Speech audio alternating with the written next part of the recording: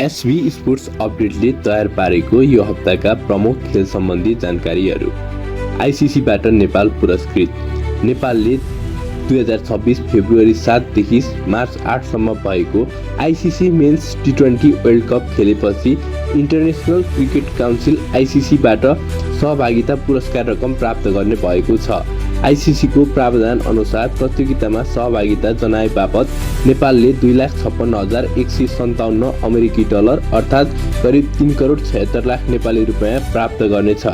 आगामी FIFA world कपमा Iran सहभागी नहुने।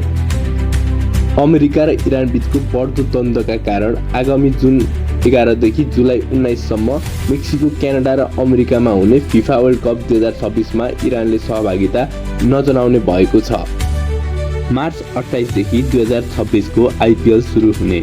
लोकप्रिय टी20 क्रिकेट लिग आइपिएल मार्च 28 देखि सुरु हुँदैछ भने पहिलो खेल साबिक विजेता आरसिबी र एसआरएच बीच नेपाली समय अनुसार बेलुकाको 7:45 देखि एम चिन्नास्वामी स्टेडियम बेङ्गलोरमा हुनेछ। धन्यवाद। यस्तै खेल सम्बन्धी छोटो र रोचक जानकारीहरूका लागि एसबी स्पोर्ट्स अपडेटलाई फलो गर्नुहोला।